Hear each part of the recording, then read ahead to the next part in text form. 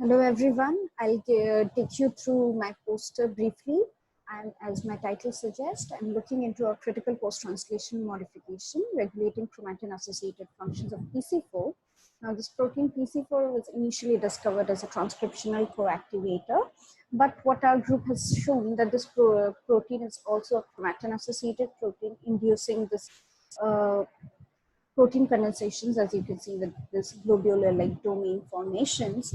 And this protein is actually present in heavily phosphorylated state. And in an in vitro transcription assay, as shown by Reuters group soon after its discovery, that this phosphorylation actually inhibits its coactivator function. Therefore, we wanted to ask the question that what is the role of phosphorylated PC4 is actually playing, and whether it has any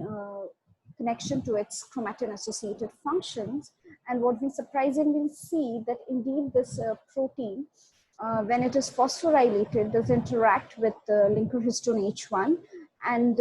only when it is phosphorylated, with, as we all know that H1 is an important chromatin component. So we were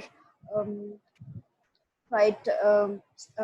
surprised by this fact that maybe this interaction could be one of the reasons that could help in its chromatin associated functions, and it does interact with all the other histone variants. And even in cells, do we see that the interaction of H1 with the PC4 is mediated by its phosphorylation, as shown in this knockdown background, where we ectopically expressed wild type phosphomimic and phosphodefective mutant. We also made use of in vitro nucleosomal system to show the chromatin associated function of this protein using a phosphomimic versus phosphorylated protein. And as we can see through sedimentation velocity analysis, we do see that the phosphomimic PC4 actually can compact the nucleosome array much better than the wild type, and it forms much compacted array structures as shown by this EM image versus that bound by the wild type protein. And we also looked into the complementation between these two chromatin proteins, as the earlier results showed that the phosphorylation helps in its interaction with linker histone H1. For that, we used an H1 bound array at a concentration where H1 does not completely compact the array. And what we see that indeed phosphomimic PC4 is able to compact that H1 bound array to form higher order fibers, but the wild type is not. And it is significant increase in the sedimentation coefficient value compared to the wild type, which is required at a much higher concentration to show the complementation effect. And also the kind of structures formed upon adding phosphomimic PC4 to the H1 bound array are, as you can see, are much more compacted arrays than the one bound by wild type, which are still not compacted fully. Even in cells, do we see through MNase assay that PC4 being a chromatin protein, if you knock it down, there is a global decompaction and it is susceptible to MNase digestion, as you can see through this MNase pattern and the mononucleosome and dinucleosome pattern. But this chromatin opening is actually rescued if you express back the wild type or the phosphomimic one, but the phosphodefective mutant failed to do so, which indicates that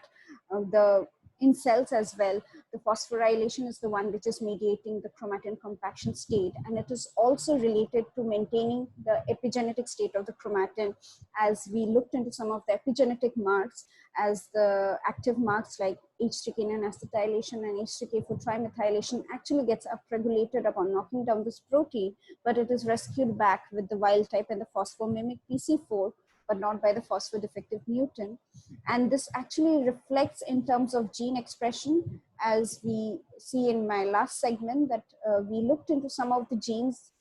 that are actually upregulated upon knocking down of this protein, but they're repressed back when you express the wild type and the phosphomimic. And some of the genes like core autophagy genes are selected based on our previous results, which has shown H3K9 acetylation enrichment at their promoters upon knocking down of PC4, and those genes are also repressed back by the wild type and the phosphomimic, but not by the phosphodefective mutant. thus we see that there is the association with maintaining the chromatin compaction state by this modified form of the protein, which is reflected in terms of the epigenetic state of the chromatin and in terms of regulating the gene silencing as a result. Thank you all for listening.